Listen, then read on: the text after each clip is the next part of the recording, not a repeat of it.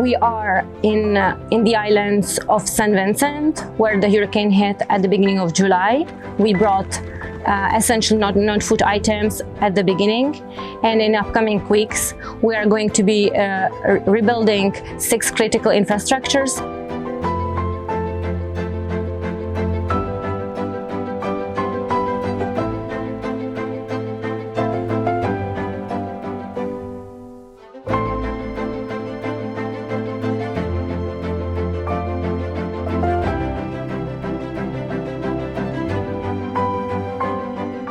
No matter how secure your property was or is, Mother Nature has no respect for no structure at all, really.